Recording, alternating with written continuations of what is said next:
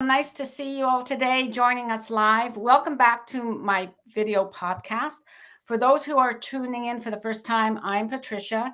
And for our regular fans, it's great to have you back from my remote location on the South Shore of Georgian Bay, Ontario. The Executive Encore podcast and YouTube playlist is a series dedicated to inspiring women to forge their own path as they embrace longevity.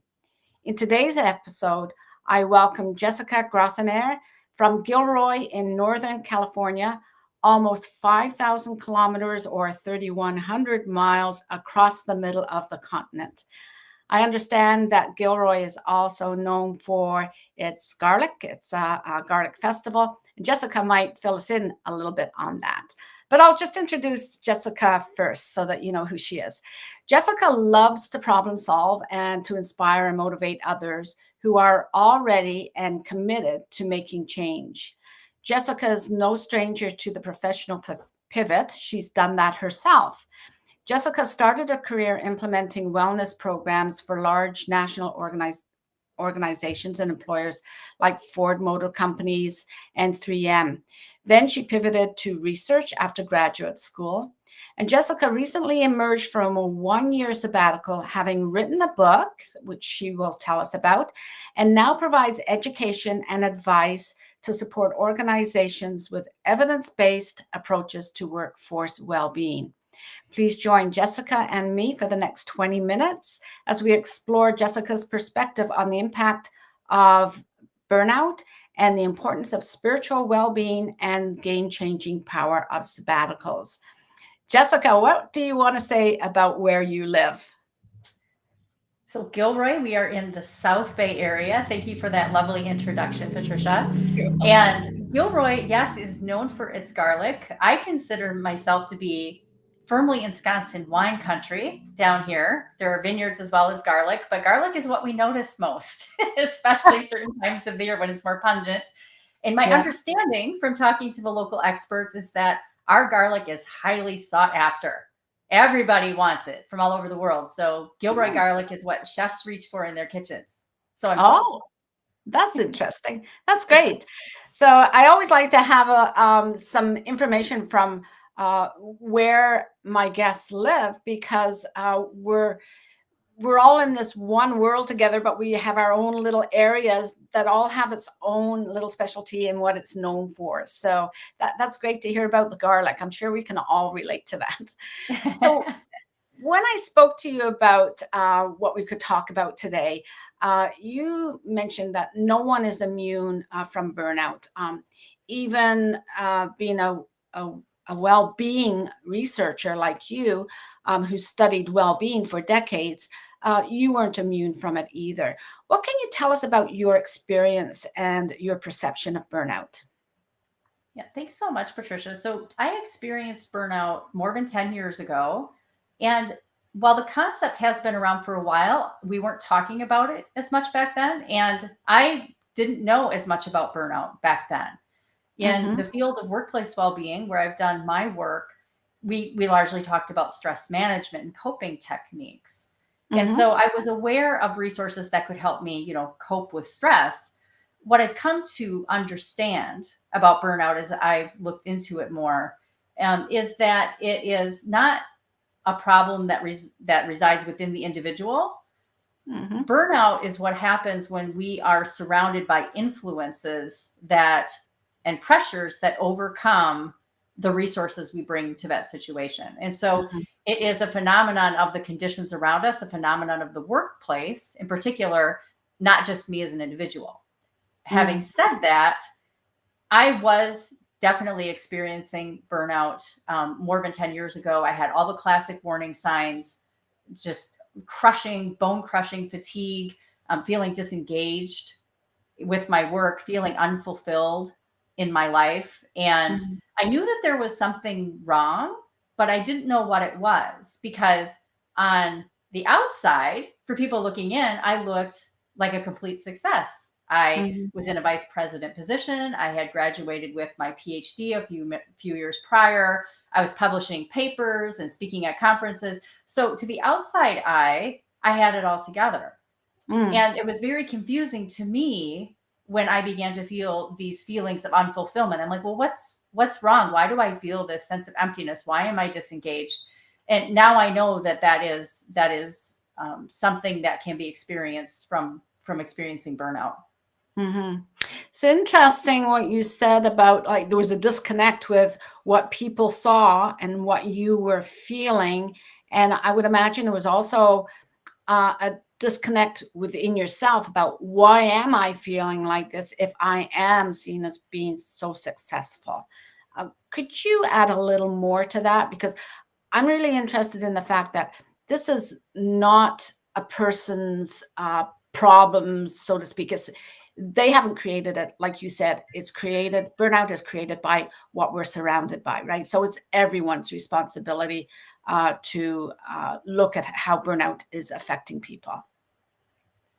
Yes, it is. And, there are some things an individual can do, such as if I had known what the signs of burnout were, this crushing fatigue, I had Yeah. to take to standing at my desk so I wouldn't fall asleep over my work. Like that's a red Oh, flag right there. Um, the fact that I started to become more cynical, I'm naturally a very optimistic person and a positive person, but I started to think very cynically when people would say things like, good job on that presentation. I would think to myself, you don't care about me. You just care what I can do for you and for the organization. And wow. and so now I know that cynicism is one of the warning signs of burnout. So there are things that we can do to notice and pay attention. And I know that now, looking back then, I wasn't sure where those feelings were coming from. And so I wasn't in a position back then to quit my job or to change jobs. And there were still facets of my job that I found meaningful and positive. I really enjoyed my coworkers. The work that I was doing had the potential to make a difference. I just felt like I was being ineffective in that. So Mhm.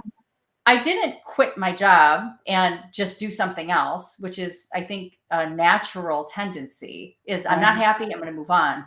I really sat with it for a while and I started to think about, well, what exactly is it that I'm unhappy with? And Mhm. that's when I began to realize that there was this misalignment between the things I cared about, my priorities and my values, and what I was doing every day for my work. And Mhm. so that started me on my journey of discovery towards trying to figure out how can I deal with these uncomfortable feelings that I was experiencing and translate that into getting me back to a place of personal and professional thriving. So it Mhm. took some time. Yeah. How much time was that, Jessica? I would say it was a period of many months. It's not something that it's like, oh, a long weekend or a Yeah. single vacation. Yeah. Um, and I think that the tendency is when we feel these uncomfortable feelings, when we feel out of alignment, there there's things that we don't like to experience, and so we pursue distractions, and that's what I was doing. I'm like, I will Oh. just work hard during the week, play hard on the weekends, go on fancy trips, and vacations and that sort of thing.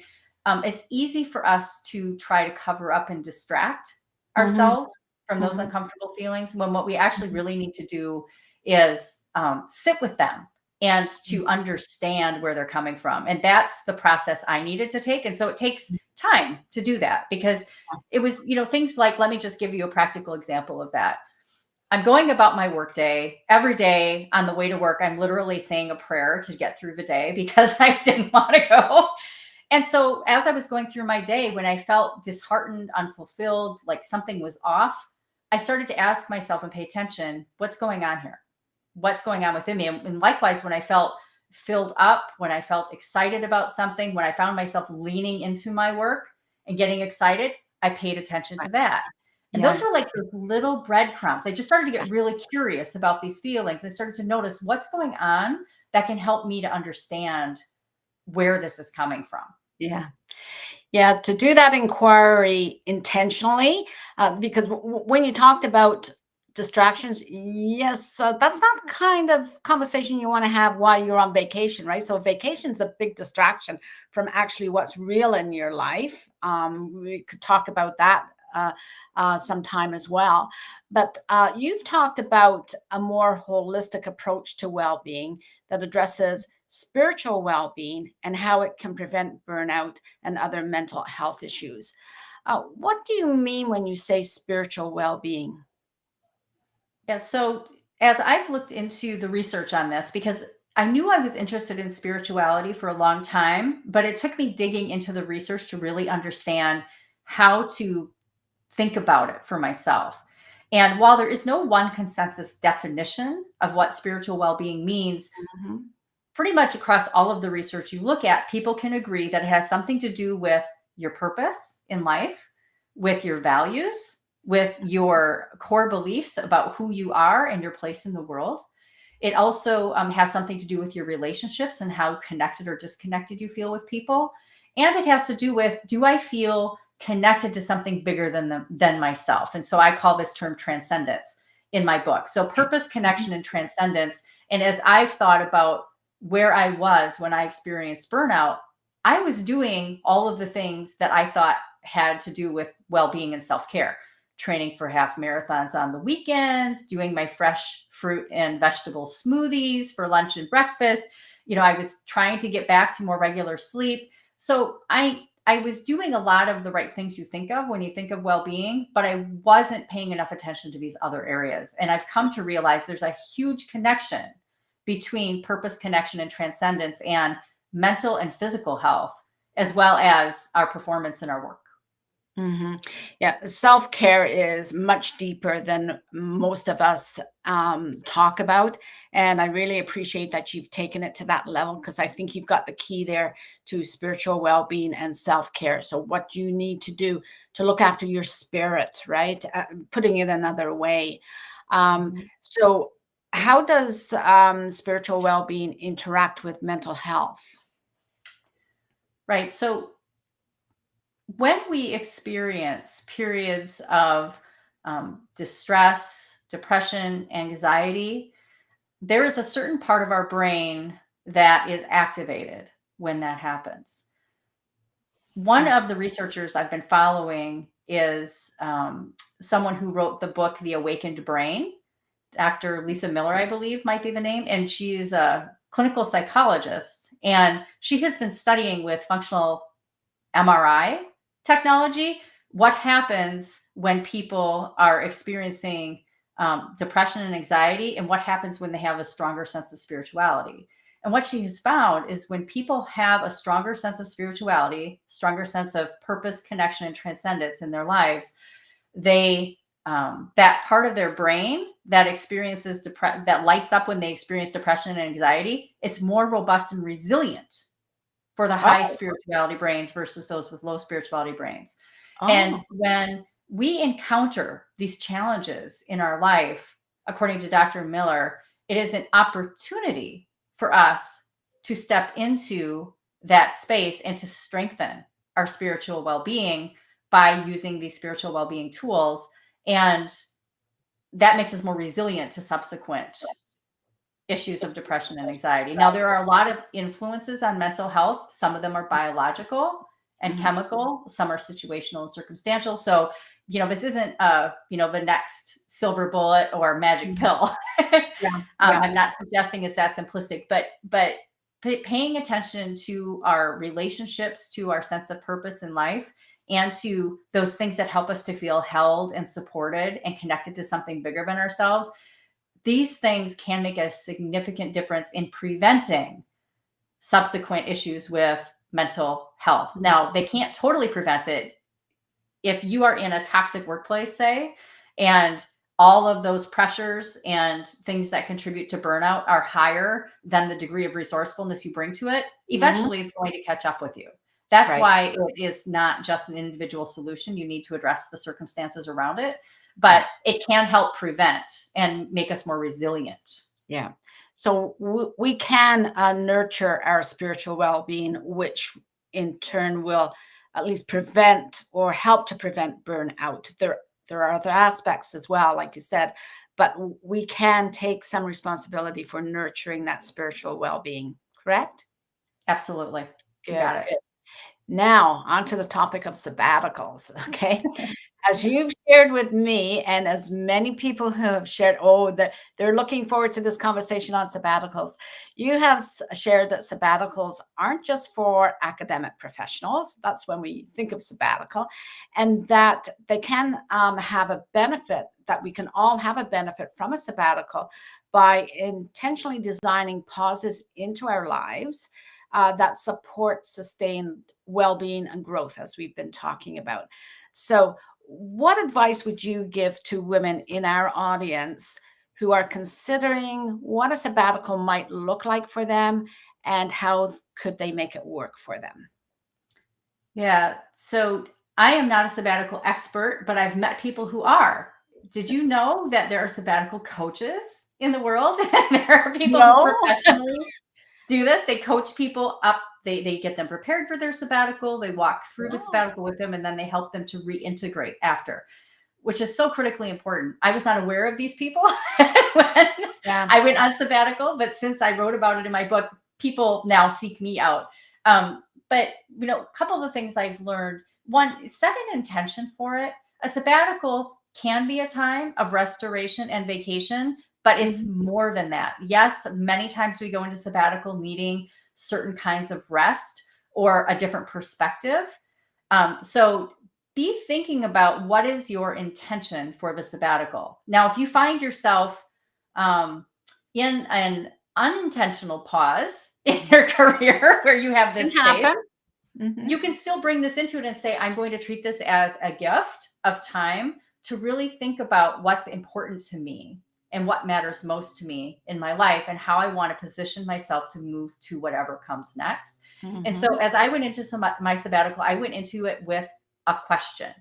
And I'm so glad I was not in the place to take a sabbatical when I was going through burnout, because I would have just quit and I wouldn't have had this intention, right? I might have just goofed off and distracted myself and jumped right back into a situation without really realizing what it was that would fill me up.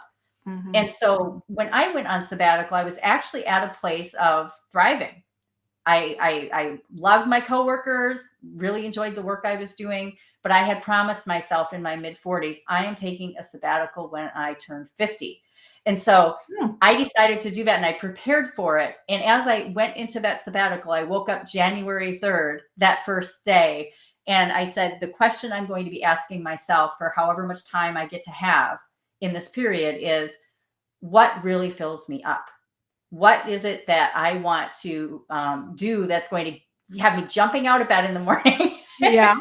and excited for the day ahead? And, how am I uniquely able to contribute something more to the world around me? And so having that question, I just sat with it for a period of months. And then I had to think about, well, what are the supports? How am I going to design for this? And originally, I wanted new perspectives. I wanted to get out of my everyday surroundings, but COVID hit. And so I spent my entire sabbatical pretty much at home. I did have a couple of vacations in there, but for a whole year, I pretty much sat with that question. And I did enlist the help of a discernment coach who specifically taught me the tools of discernment that goes back into thousands of years of ancient wisdom. And so I learned, different types of discernment practices that would help me to sit with this question and look at it from different lenses, and to understand and discern for myself what the answers might be to that question. So it was helpful to have the support of somebody who could help guide me in some way in that decision making. I set up specific kinds of practices that I knew would support my well-being and help me to be operating from a place of fullness and abundance, not scarcity and cynicism, which was important in 2021. Right. You can think about, we're like, oh my gosh, will this pandemic ever end? And there was a lot of negativity. So it was really important for me to identify what are the things that are going to fill me up, so that I'm making decisions about what to do with the next chapter from that spaciousness, let's say. So, I did things like yoga. I practiced meditation. I went for awe walks in my neighborhood. Awe walks. Yeah. I'm familiar with awe walks. Yeah. I'm familiar with that. I walked down to the beach, Georgian Bay, Awesome. So, yeah, I'm familiar with that concept. What was most awe-inspiring for you on those walks? As I started to practice more mindfulness meditation techniques, what I really came to notice is that I simply needed to pay attention because it was very Mhm. easy for me to get caught in whatever was going on in my mind. And I would go through the entire walk and look up, and there I'd be home after 2.5 miles. I have a loop, and I would just automatically do this loop, and I'd come home and I would be like, I've been in my head the whole time. And so I started to pay more attention. And this is what all walks do. Look around. What do I see? What do I smell? Can I feel the air, the fresh breeze on my face? What am I noticing around me? Yeah. Um, and I just started to pay attention to that. And that unlocked me from all of the things going on in my brain and allowed me to welcome in different kinds of thoughts. And that's where inspiration comes from. That's where problem solving comes from, is kind of getting out of our head and into this broadness, this expansiveness around us. And that's where gratitude comes in very easily as well. When you see how Mhm. awe-inspiring is wherever you are, to be able to be grateful for that. I know my father used to say, "It's magic. Just look at it." And you appreciate the magic of life then. So how can you be cynical when you've got magic around you, right? So I just love that as I never really thought of it as being a spiritual practice, but it's just so important to let. I think that's why they say go for a walk if you're not feeling too good, right? Because if you go on an intentional walk and see what's around you and just see um, what is just so beautiful around us, no matter what the weather. Like you probably have beautiful weather at the moment. We're experiencing a very odd winter, but even that is still amazing when we see the weather patterns coming into our area, right?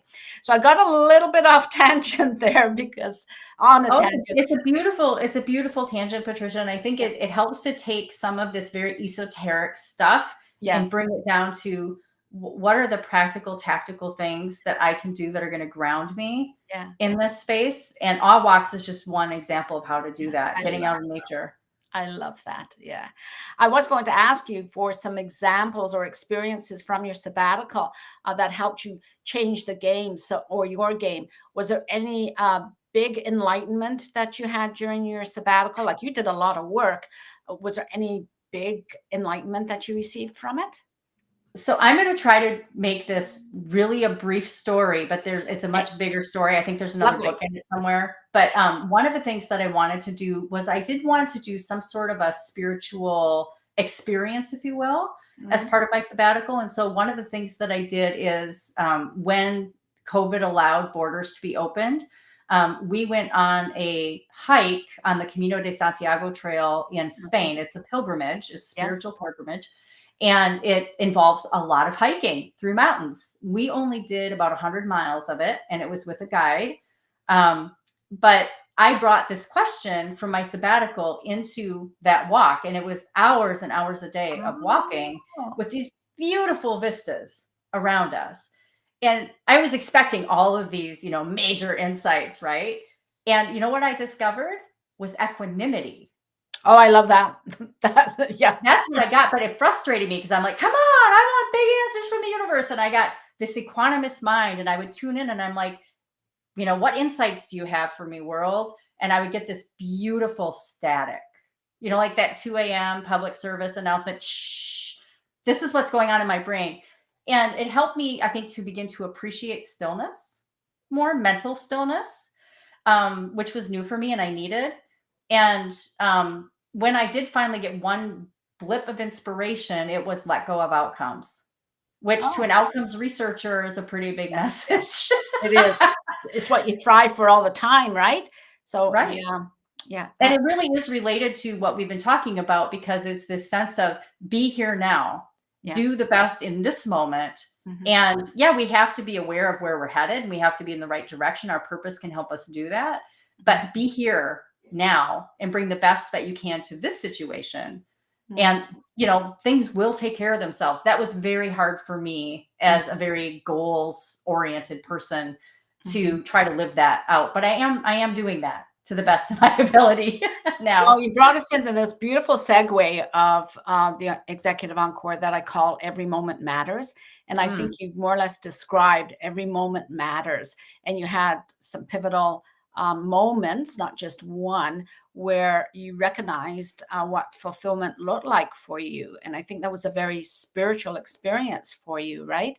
I think the important thing is that you set it up intentionally that you would receive some message. You didn't know what message you were going to receive, but you got that message of fulfillment. So I congratulate you on that. And I hope people are taking away from this podcast that if you do that, it will come to you. It's not like that, like build it and it will come. It's like being intentional, and you will get those messages that are from your own spirit telling you, this is how I'm going to make every moment matter, right?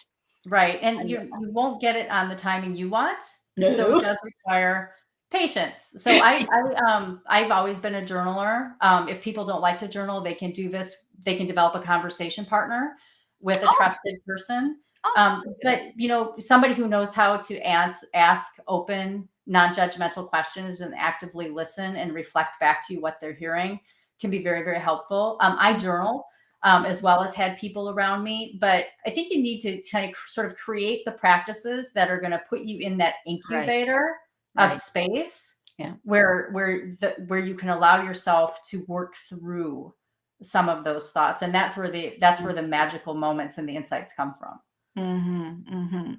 So Jessica, could you please share how people can contact you, and what would your call to action be for people who are watching this video or listening to the podcast? Yeah. So for more information about me, you can check out my website. It's jessicagrossmeier.com, which I know you'll put in the show notes. And you'll see information about my book, which you can order wherever books are sold online, including Amazon, Barnes and Noble, lots of different places. And then if you want to keep up on what I'm reading and thinking about as I view the world around me from this new lens that I bring to my work, feel free to follow me on LinkedIn. That's where I do most of my posting. And if you want to meet me in person, you can figure out where I'm going to be. Okay. So yes, that information will be in the show notes, so everyone will have access to it. But I really appreciate that you have shown us your book, because if we get one or two things out of what we're reading a day, boy, are we ever getting a lot out of life when we hear about other people's experiences. Is there anything else, Jessica? No, I think we've covered a lot of ground today, and I do tell a lot of the stories, not of my sabbatical because I wrote the book while I was still in it. But if you want more of my stories, you can find those in my book. I tell a lot of those. Good. So I want to thank my incredible audience for tuning in today, and to Jessica's amazing followers, and a special shout out to those people who may have joined us. I've been watching the chat. I haven't seen any questions, but if you do have any questions, you will have Jessica's contact information, and you know how to reach me on LinkedIn as well. So as we live longer lives, we are more likely to appreciate the power of holistic well-being and a sabbatical, or maybe more than one sabbatical, to help us acknowledge that we are vulnerable to burnout, and it can help us to become clear on what is next for us to live our best life. This is where your executive encore begins. So please join me live or on replays as I dive into captivating conversations with other inspiring women just like Jessica and other thought leaders. We explore the secrets of personal and professional fulfillment in the face of longer lifespans.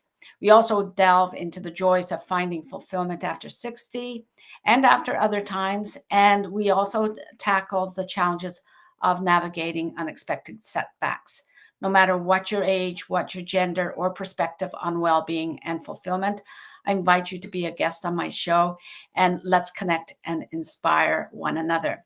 Please visit my website, patriciamuir.com.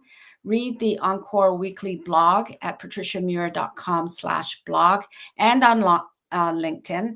Actually, Jessica's blog, with the information that we've talked about today with Jessica, will be in my blog 2 weeks from tomorrow. No, a week from tomorrow, sorry. And in the newsletter, Jessica will be featured a week after, a week Sunday. I got to think of my calendar.